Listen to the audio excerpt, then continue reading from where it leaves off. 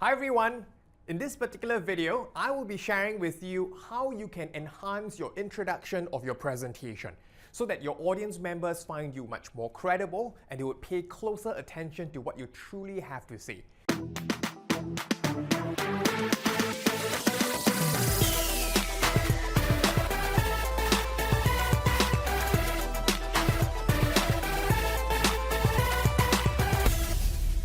So how do you exactly get their attention, building credibility?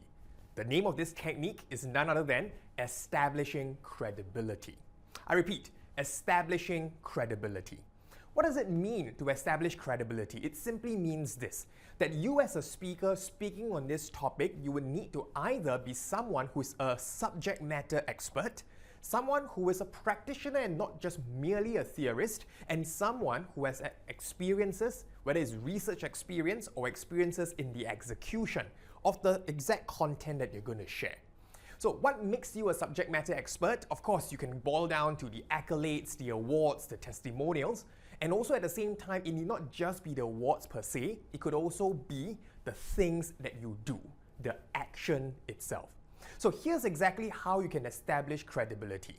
But before we go into the specifics, why should you establish credibility? It is because it makes whatever you're going to say next in your main part of the speech, the crux of your speech, more believable. At the same time, the audience members are less likely to hold opposing views or doubts that tend to run counter to the effectiveness of the points that you're going to deliver. Now, here's how you can establish credibility. The first technique, as I've mentioned earlier, would exactly be sharing with them how many years you have spent in researching and executing that particular task. When we say researching, now you need not be a PhD holder. You need not be a master degree holder of a particular discipline. But if you had spent a significant amount of time on researching for that particular topic, your words tend to be more credible. For instance, you can start off even your presentation by saying that today I'll be sharing with you on public speaking techniques, how to ace your interview skills. Now, over the past 9 years, I've spent several hours per day researching on some of the best practices by some of the best interview teachers, both online, offline, live workshops as well. Now, that is building credibility by talking about your experience mileage, your research mileage.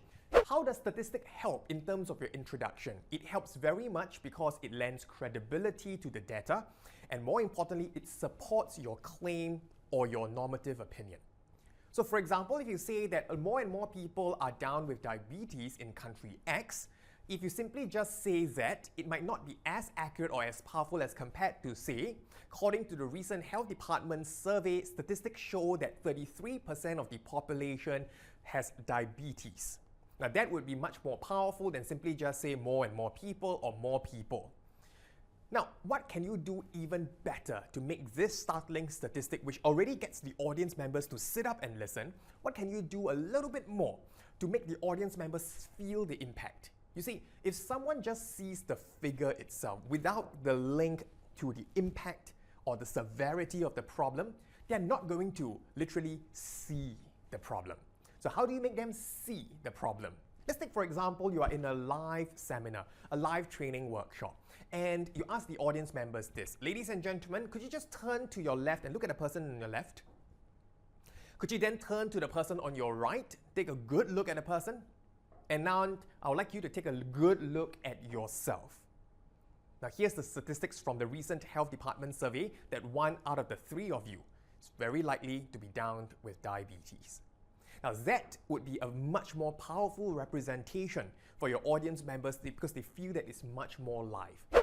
Now what exactly does it mean by a quotation? As the name suggests, it is a quote. It's something that someone has said and you now reproduce it, and of course giving due credit to the source itself.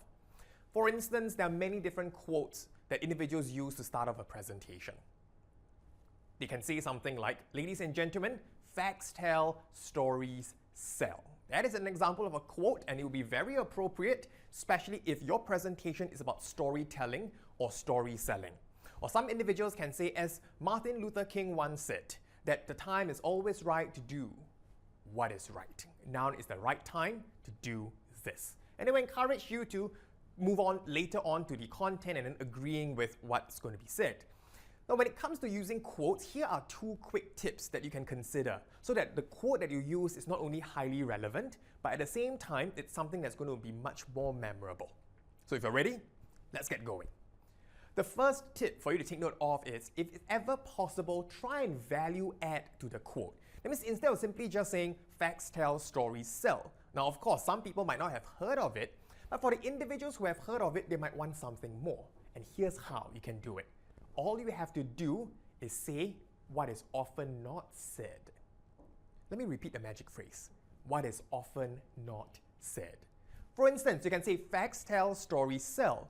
But what is often not said is this: your stories can only sell if you know how to narrate it well.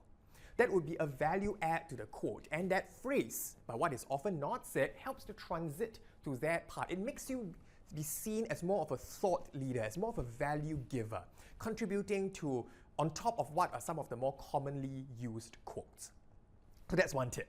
The second tip that you can consider using would be that of explaining the quote just a little bit and seeing how well you can tie it back in your conclusion.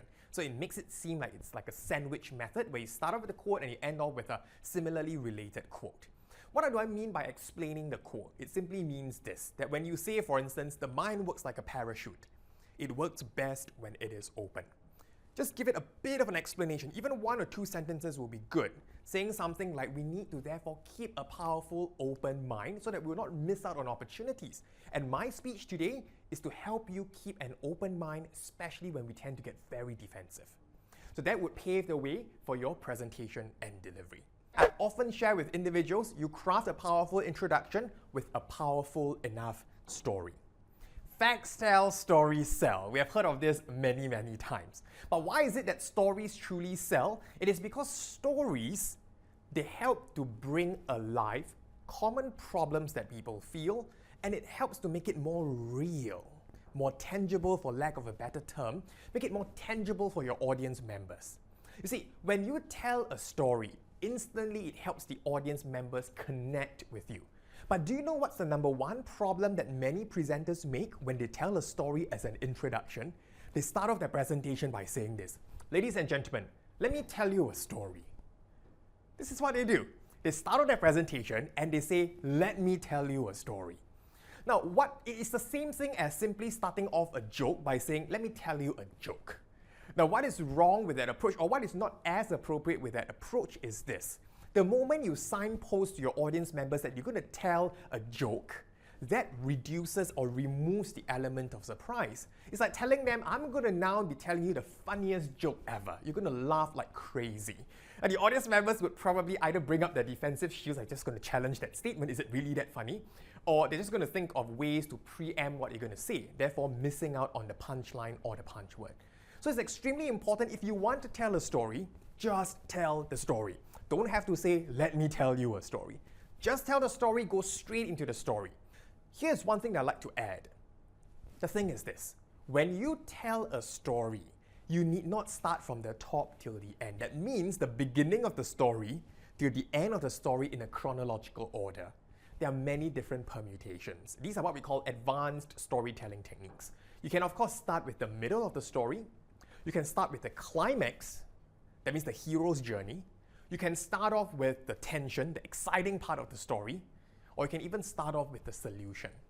For example, some speakers would prefer to start off with the solution first by saying something like, I was able to lose very healthily and sustainably 3 kilograms per month on a particular diet that it took me 6 years to finally uncover. A diet that was sustainable, a diet that's supported by medical practitioners, and a diet that did not require me to go too extreme.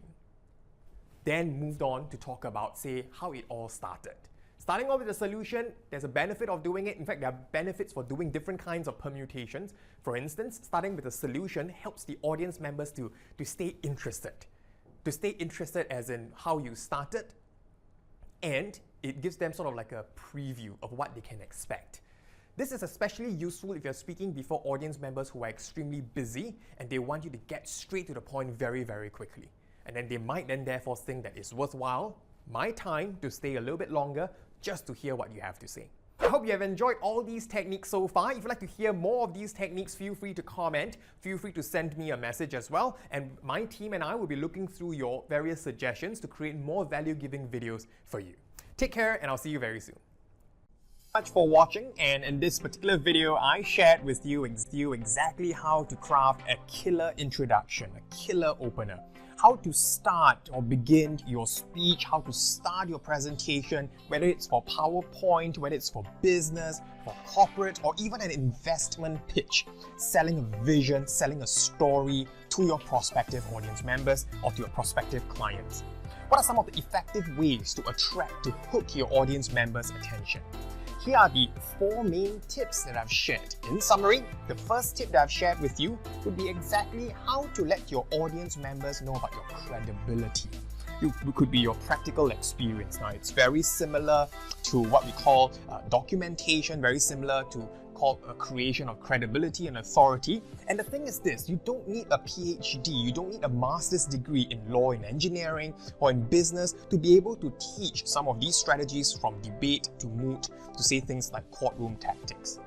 The second technique that I've shared with you would be the use of statistics. Sometimes let the numbers, let the figures, let the stats come alive. Of course, you don't just lay out the stats like that, but you make them relevant through what we call the packaging strategy that I've described and given examples in the particular video. The third technique would be the use of quotations. Using of quotations would be a powerful maxim or powerful phrase or powerful statement for the audience members to remember even after they have watched your video. But of course, remember, if you quote someone or you quote it from a certain source, to credit the source. It is important for us not to just take it wholesale without crediting or giving due credit. The fourth and final strategy that I've shared in this particular video would be to tell a story and make a point. We know that facts tell, stories sell. But of course, not all stories are created equal. We need to know what are specific strategies on how we can get the audience members to buy in through the process, the conflict, go through the hero's journey, and eventually have that resolution. So I hope all the tips have been useful for you. Remember to apply and apply and apply.